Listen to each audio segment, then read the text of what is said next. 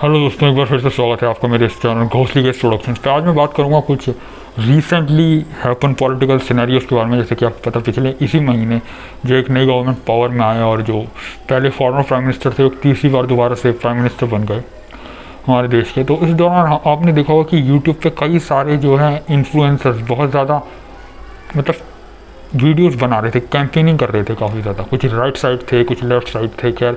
लेकिन उनमें से एक इन्फ्लुएंसर था धोराटी नाम का। वो उसने तो जैसे मानो पूरा बेड़ा ही उठा रखा था आम आदमी पार्टी की तरफ से। पूरी तरीके से ये कहना कि केजरीवाल का जेल जाना गलत है, जबकि वो मामला कोर्ट में है। ऐसे कमेंट करना उस टॉपिक के ऊपर, जबकि कोर्ट पे वो मामला है। कोर्ट फैसला करेगा कि उसे बेल मिलनी चाहिए थी कि नहीं। लेकिन ये आदमी जो है खुद तो, ये आदमी जो है बाहर विदेश में रहता है, विदेशी की नागरिकता इसके पास है, विदेशी औरत से इसने शादी कर रखी है इस कमीने ने।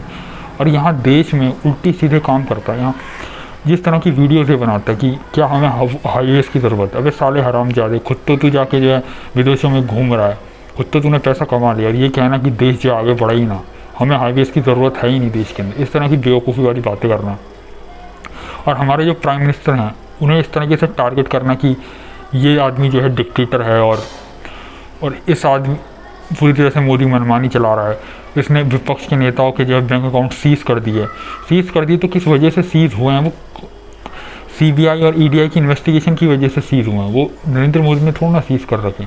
और देश के प्रधानमंत्री के बारे में इस तरह की बातें बोलना कि आदमी एक डिक्टेटर है, इसे हरा देना चाहिए, डेमोक्रेसी खतरे में आ गई। मतलब इनका पसंदीदा नेता ना जीते तो डेमोक्रेसी खतरे में आ गई। वैसे डेमोक्रेसी जीत गई, तो फिलहाल तो इनके लिए डेमोक्रेसी जीत गई। इस समय ईवीएम ढंग से काम कर रहे थे, और पहले के समय ईवीएम ढंग से काम नहीं कर रहे थे। फिर दूसरी चीज़ एक दिलचस्प ये भी हुई कि राम मंदिर एक बहुत बड़ा मुद्दा था इस पॉलिटिकल सिनेरियो में, इस पॉलिटिकल इलेक्शंस जो हुए। और हिंदुओं के लिए राम मंदिर एक बहुत ही आस्थावान चीज़ है, और बहुत से हमारे देश के बड़े बड़े लोग भी वहाँ पे गए भगवान राम के मंदिर में।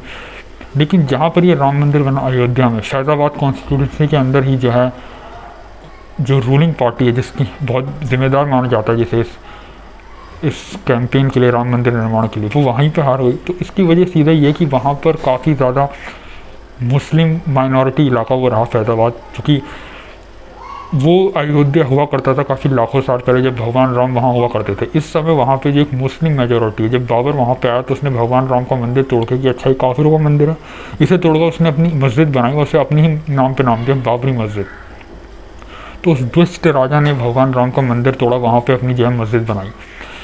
तो फिर उसके बाद वहाँ पे काफ़ी ज़्यादा पॉपुलेशन चेंज हुई, मुस्लिम्स आकर बसने लगे मुगल पीरियड के दौरान। और फिर उसके बाद देश जब आज़ाद भी आगे चल गए, तो एक डेमोग्राफी वहाँ पे काफ़ी ज़्यादा बदल चुकी है उस इलाके के अंदर। और काफ़ी कुछ ये देखने को भी मिला कि टेररिस्ट एक्टिविटीज़ भी हो रही थी जब मंदिर का उद्घाटन हुआ था। खैर वो सब एक अलग चीज़ है। लेकिन वहाँ पे हार जाना एक तरह से ये भी शो करता है कि जो यूपी के लोग हैं उन्होंने कभी डेवलपमेंट के लिए वोट नहीं करा। उन्होंने हमेशा जो है जात पात के लिए वोट किया, ज़्यादा से ज़्यादा बढ़कर धर्म के लिए उन्होंने वोट किया। उससे सिवा उन्होंने आज तक कभी किसी चीज़ के लिए वोट नहीं किया। तो ये दिखाता है कि उनकी जो चेतना का स्तर है वो कितने निचले स्तर का है। क्योंकि फैजा मुजफ्फरनगर कांड भी यहीं पर हुआ था, फिर उसी के बाद जो उत्तराखंड बना टूट कर। तो अगर ये ऐसे नहीं होते तो फिर एक स्टेट को उनसे अलग होने की क्या ज़रूरत थी? इनका पूरा का पूरा एक इनका जो हिस्सा था उत्तर प्रदेश का, वो हटकर एक अलग राज्य बन गया उत्तराखंड। और वहाँ जो रूलिंग पार्टी थी सपा उस टाइम की, वो आज तक एक सीट भी नहीं जीती उत्तराखंड में। तो ऐसा क्यों हुआ? तो मतलब ये लायक ही नहीं थे साथ मिलकर चलने के, इसलिए इनका स्टेट भी अलग हो गया। मुजफ्फरनगर कांड में अपने ही लोगों को इन्होंने मारा, और इनके लोगों ने फिर अलग जो है स्टेट की डिमांड करी आगे चलकर। इस तरह के कई कारनामे हुए। तो यूपी के अंदर काफ़ी गरीबी भी है। और अगर हम देखें इनफैक्ट मोर्टेलिटी रेट, मतलब एक बच्चा जब पैदा होता है जो 1 साल से भी कम का होता है, न्यू बॉर्न बेबी, वहाँ पे 40% है इनफैक्ट मोर्टेलिटी रेट। और हॉस्पिटल्स भी वहाँ के ज़्यादा अच्छे नहीं हैं। तो इसका सीधा मतलब यही है कि वहाँ पे जो लिविंग कंडीशन है इनफैक्ट के लिए वो ज़्यादा अच्छी नहीं है। यहाँ तक कि साउथ अफ्रीकन कंट्रीज़ में भी इनफैक्ट मोर्टेलिटी रेट इससे कम है, लेकिन ये यूपी के अंदर 40% तक है इनफैक्ट मोर्टेलिटी रेट। मतलब एक बच्चा जो 1 साल के अंदर अंदर पैदा होता है, तो अगर 100 बच्चे पैदा हो रहे हैं तो 40 बच्चे तो उसमें मर ही जा रहे हैं। तो इनफैक्ट मोर्टेलिटी रेट भी बहुत कम है वहाँ पे। तो इस तरीके से दिखाता है कि यूपी जो है ज़्यादातर शुरू से, अगर हम हिस्ट्री भी देखें यूपी की, तो गुंडे बदमाशों को काफ़ी ज़्यादा रोल रहा। और आतिक अहमद जब मरा भी वहाँ पे, तब कई मुसलमानों की पूरी भीड़ आई उसे उठाने के लिए। तो इस तरीके से दिखाता है कि उन्हें इस बात से कोई मतलब नहीं है कि डेवलपमेंट हो क्या हो, उनके लिए उनका मज़हब ज़्यादा मायने रखता है, उनके लिए उनकी जात पात ज़्यादा मायने रखते हैं। और यही वहाँ पर हुआ भी कि अगर हम कैंपेनिंग देखें सपा की, तो उन्होंने जो है समाजवादी पार्टी ने भी यही किया कि वहाँ पर उन्होंने जात पात में डिवाइड किया लोगों को, मतलब जिस इलाके में जिस तरह के लोग ज़्यादा थे, राजपूत थे या ब्राह्मण थे या बनिए थे, उसी तरह के कैंडिडेट्स को उन्होंने वहाँ पे खड़ा किया।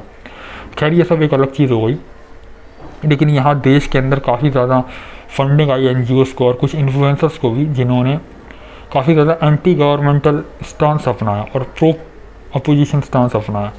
तो ये काफ़ी ज़्यादा दिलचस्प चीज़ में रही। साथ ही साथ यूरोपियन एजेंसी भी थी एक, उसने दावा किया कि इंडियन इलेक्शंस को इन्फ्लुएंस करने की कोशिश की गई है। साथ ही साथ अगर हम देखें मनी कंट्रोल की वेबसाइट पर भी जब हम जाए, कुछ अलग वेबसाइट से भी जाए इकोनॉमिक टाइम्स की, तो उसमें हम देखेंगे कि इजरायली फॉर्म थी जिसने जो है OpenAI की फाउंडेशन मॉडल्स का यूज़ किया, GPT-3 और GPT-4 का कुछ ऑटोमेटिकली टेस्ट जनरेट करके सोशल मीडिया पे पोस्ट करने के लिए, जहाँ पर उन्होंने एंटी BJP और एंटी जो रूलिंग पार्टी थी फिलहाल हमारी, उसके खिलाफ यह एजेंडा जो है चलाया अपना।